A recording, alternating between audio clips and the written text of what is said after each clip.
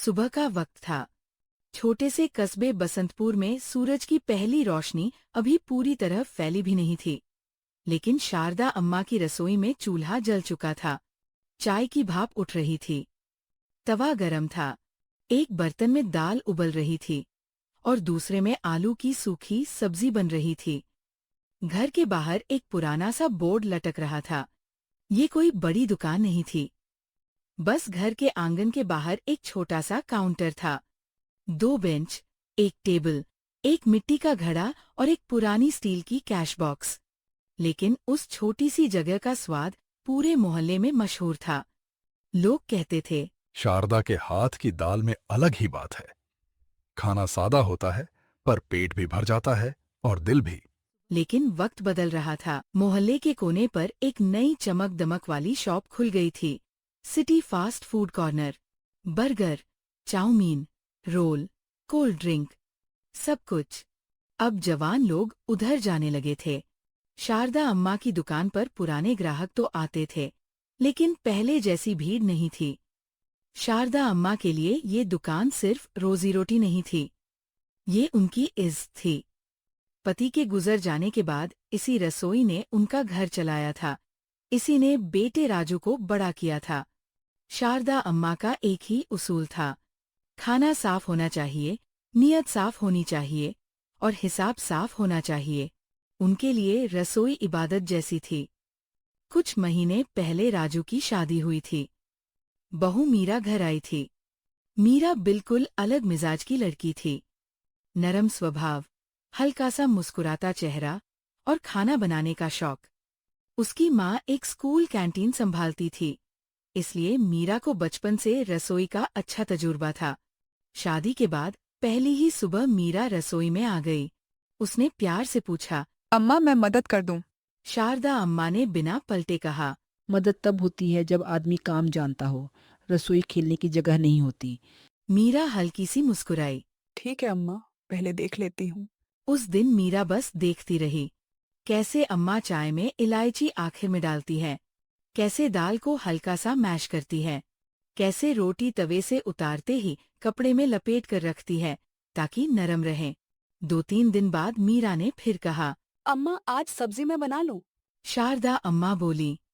ज्यादा नयापन दिखाने की जरूरत नहीं। यहाँ लोग दिखावा खाने नहीं आते। घर का स्वाद चाहिए उन्हें। मीरा चुप हो गई। उसने समझ लिया था कि अम्मा को बस खाना नहीं, अपनी जगह बचानी है। राजू सुबह से शाम तक डिलीवरी का काम करता था। घर के अंदर जो पतली सी दीवार सास और बहू के बीच खड़ी थी, उसका उसे पूरा एहसास नहीं था। दिन बीतते गए।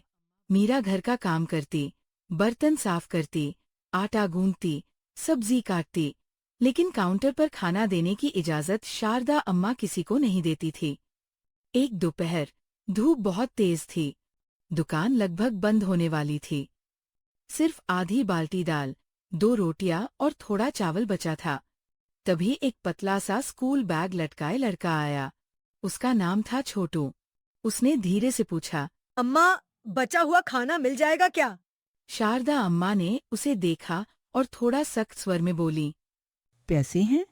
नहीं। फिर कल आना। मीरा रसोई के अंदर से सब देख रही थी। उसने चुपके से एक थाली निकाली, थोड़ा चावल रखा, दाल डाली, आधी सब्जी, 2 रोटी और साथ में प्याज का एक टुकड़ा। मीरा ने प्यार से कहा। लो यहाँ बैठकर खा लो। छोटू की आंखों में चमक आ गई। वो बोला। सच? हाँ गरम है, आराम से खाओ। शारदा अम्मा पलटकर देख चुकी थी। मीरा उनकी आवाज तेज हो गई। दुकान खैरात का घर नहीं है। मीरा ने संभलते हुए कहा। अम्मा बचा हुआ खाना था, वरना वेस्ट हो जाता। शारदा अम्मा ने सख्ती से जवाब दिया। खाने का हिसाब वेस्ट और दया से नहीं चलता। नुकसान समझती हो? मीरा ने कुछ नहीं कहा। छोटू डरा हुआ था। उसने 2 निवाले जल्दी जल्दी खाए और उठकर बोला। मैं कल पैसे दे दूंगा। मीरा ने कुछ नहीं कहा। क्या हुआ अम्मा? शारदा अम्मा बोली। तुम्हारी बीवी को दुकान चलानी है या बर्बाद करनी है, समझ नहीं आ रहा। राजू ने मीरा की तरफ देखा। मीरा ने बात टाल दी। कुछ नहीं, बस एक बच्चे को खाना दे दिया, मुफ्त। शारदा अम्मा बोली। भूखे को खाना देना बुरी बात नहीं, पर रोज का नियम बना दिया तो चूल्हा कैसे जलेगा? मीरा चुप रही, पर उसने देखा कि अम्मा के शब्दों में सिर्फ गुस्सा नहीं, डर भी था। अगले कुछ दिनों में मीरा ने और चीजें नोटिस की। आटा कम हो रहा था, मसालों का डिब्बा खाली हो रहा था। एक दिन सप्लायर आया और धीरे से बोला। पिछले महीने का पैसा रह गया है। अम्मा ने तुरंत उसे चुप कराया। कल दे दूंगी। मीरा सब समझ गई। बिजनेस गिर रहा था। अम्मा ने किसी को बताया नहीं था।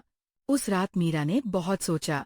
अगले दिन सुबह उसने छोटे छोटे कागजों पर हाथ से लिखा, घर जैसा टिफिन, दाल, रोटी, चावल, सब्जी। महीने का ऑर्डर लिया जाता है। उसने राजू से पूछा। ये पेपर मैकेनिक की दुकान, स्कूल गेट और मेडिकल स्टोर पर लगा दो ना। अम्मा को पता है? मीरा ने धीरे से कहा। अभी नहीं, पहले 2 ऑर्डर आ जाए फिर बता देंगे। 2 दिन तक कुछ नहीं हुआ। तीसरे दिन 2 फोन आए। एक स्कूल टीचर को रोज का टिफिन चाहिए था, दूसरा साइकिल रिपेयरिंग वाले मास्टर जी को। फिर धीरे धीरे 3 टिफिन, 5 टिफिन, 7 टिफिन। मीरा बहुत सीधे तरीके से काम करती थी। वही दाल, वही रोटी, वही सब्जी, बस थोड़ा सा ढंग से पैक करती, ऊपर छोटा कागज लगा देती। घर का गरम खाना। अब रसोई में काम बढ़ने लगा। शारदा अम्मा को पहले शक हुआ। एक दिन उन्होंने देखा कि मीरा एक्स्ट्रा रोटियां बना रही है। अम्मा ने पूछा। ये सब किसके लिए? मीरा ने धीरे से कहा। अम्मा, कुछ टिफिन के ऑन ऑर्डर आए हैं। कौन से ऑन ऑर्डर? अम्मा का चेहरा सख्त हो गया। मीरा ने सब बता दिया। शारदा अम्मा गुस्से से भर गईं। मुझसे पूछे बिना मेरी रसोई, मेरा नाम और फैसला तुम्हारा? मीरा ने हाथ जोड़ दिए। अम्मा, मैंने सोचा आपका बोझ हल्का हो जाएगा, दुकान भी चलेगी। अम्मा बोली। बोझ?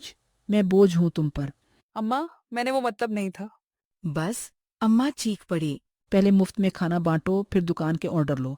कल नाम भी बदल देना। इतने में पड़ोसन कमला पहुंची। उसे तो बस आग में घी डालने का मौका चाहिए था।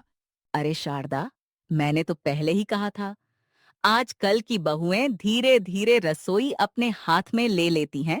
मीरा की आंखें भर आईं, लेकिन उसने जवाब नहीं दिया।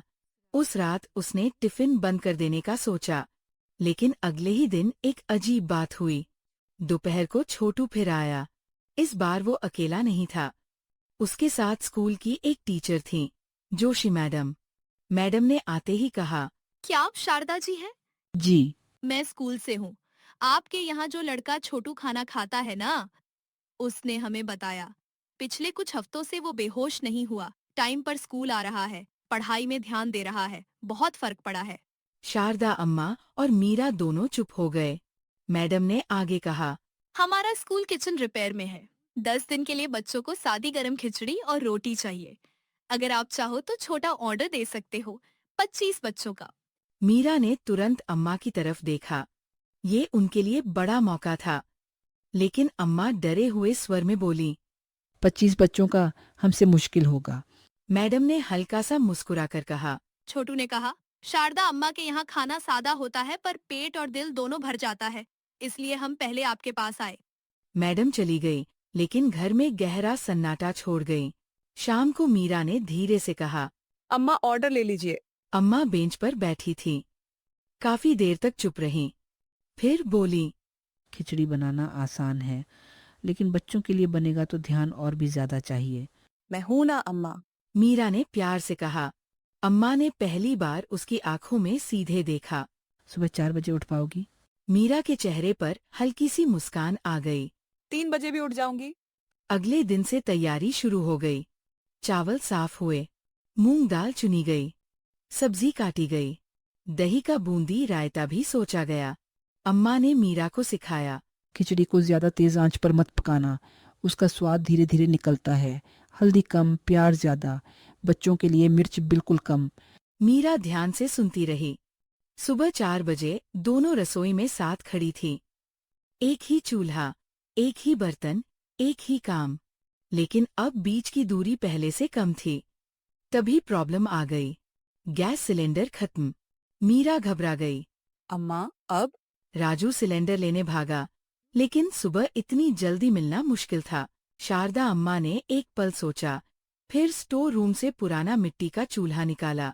जब तेरा ससुर बीमार था ना, तब इसी चूल्हे ने घर चलाया था। मीरा ने हैरानी से देखा। अम्मा, इस पर इतना सब बन जाएगा? जहाँ नीयत पक्की हो वहाँ रसोई रास्ता खुद निकाल लेती है। दोनों ने मिलकर चूल्हा जलाया। आंच हल्की थी, पर ठीक थी। बर्तन में खिचड़ी उबलने लगी। उसकी खुशबू पूरे आंगन में फैल गई। मीरा ने पूछा, अम्मा, इतनी अच्छी खुशबू का राज? अम्मा ने पहली बार हल्का सा मुस्कुराकर जवाब दिया। थोड़ा सा घी, थोड़ा सा अदरक और थोड़ा सा सब्र। दोपहर तक 25 डिब्बे तैयार हो गए। स्कूल में जब खाना पहुंचा, बच्चों ने मजे से खाया। किसी ने कहा, माँ जैसी खिचड़ी है। किसी ने कहा, आज और मिलेगी। छोटू चुपचाप खाता रहा। खाना खत्म करके वो मीरा के पास आया और एक मुरझा हुआ कागज उसके हाथ में दे दिया। ये अम्मा को दे देना। शाम को जब सब घर लौटे, मीरा ने वो कागज शारदा अम्मा को दिया। उसमें बच्चे जैसी टेढ़ी मेढ़ी लिखावट में लिखा था, मेरी माँ कहती थी, जो घर भूखे को खाना दे वही सबसे अमीर होता है। मेरी माँ अब नहीं है। आपके यहाँ खाकर मुझे माँ याद आती है। छोटू। कागज पढ़ते ही शारदा अम्मा की आंखें भर आईं। उन्होंने धीरे से पूछा, इसकी माँ का नाम क्या था? मैडम कह रही थी, सुमन। शारदा अम्मा एकदम चुप हो गई। बहुत देर बाद बोली, सुमन सालों पहले मेरे साथ काम करती थी, जब मेरे पास घर चलाने को पैसा नहीं था। एक दिन उसने बिना पूछे अपना डब्बा मेरे सामने रख दिया था। बोली थी, भूखे पेट से लड़ाई नहीं होती अम्मा। अम्मा की आवाज भर्रा गई। शायद आज उसका एहसान लौट कर मेरे पास आया है। मीरा चुपचाप सुन रही थी। शारदा अम्मा ने धीरे से उसकी तरफ देखा। तू जब छोटू को खाना दे रही थी, मैं नुकसान देख रही थी, तू भूख देख रही थी। मीरा की आंखों में आंसू आ गए। अम्मा ने उसका हाथ पकड़ लिया। माफ कर दे बहू। नहीं मीरा बेटी, मैंने सोचा तू मेरी रसोई छीन लेगी। तू तो इसमें फिर से जान डालने आई थी। उस रात का खाना पहली बार सबने एक साथ सुकून से खाया। 2 दिन बाद घर के बाहर पुराना बोर्ड उतर गया। उसकी जगह नया बोर्ड लगा। एक थाली की खुशबू, घर जैसा खाना, इज्जत के साथ। नीचे छोटी लाइन लिखी थी, शारदा अम्मा और मीरा की रसोई। अब काउंटर पर एक छोटा सा डिब्बा भी रखा था। इज्जत की थाली। पैसे हो तो दे दो, नहीं हो तो दुआ दे दो। शुरू में अम्मा को थोड़ा अजीब लगा, लेकिन जब उन्होंने देखा कि कुछ लोग पैसे से ज्यादा चावल का पैकेट, दाल का पैकेट या सच्ची दुआ छोड़कर जाते हैं, तो उनका दिल भर आता। टिफिन सर्विस बढ़ने लगी। स्कूल का ऑर्डर रेगुलर हो गया। मैकेनिक, मास्टर जी, बैंक गार्ड, 2 बुजुर्ग, सबने महीने का डब्बा लगवा लिया। एक दिन कमला पड़ोसन आई और ताना मारने के लिए बोली, वाह शारदा, अब बहू ने तो दुकान का रंग ही बदल दिया। रंग नहीं कमला, सोच बदली है। अच्छा, पहले मैं सिर्फ खाना बेचती थी, अब समझ आया है गरम रोटी के साथ अगर इंसानियत मिल जाए तो दुकान नहीं, रिश्ता चलता है। कमला चुप हो गई। शाम को छोटू आया। उसने काउंटर पर 2 सिक्के रखे। मीरा बोली, अरे, इसकी क्या जरूरत थी? छोटू हंसकर बोला, आज स्कूल में प्राइज मिला। मैडम ने कहा, मेहनत की पहली कमाई से किसी अच्छी जगह देना। शारदा अम्मा ने उसके सर पर हाथ रखा। बेटा आज तू पैसे नहीं देगा। फिर? आज तू 2 गरम रोटियां यहीं बैठकर खाएगा। और एक बात याद रखेगा, जब बड़ा हो जाए ना, किसी भूखे को खाली मत लौटाना। छोटू मुस्कुरा दिया। रसोई के अंदर मीरा दाल में तड़का लगा रही थी। अम्मा रोटी सेक रही थी। राजू डिब्बे बंद कर रहा था। घर छोटा था, रसोई भी छोटी थी, लेकिन उस छोटी सी जगह में अब रोटी से ज्यादा अपनापन पक रहा था। और शायद इसीलिए उस खाने की खुशबू दूर तक जाने लगी।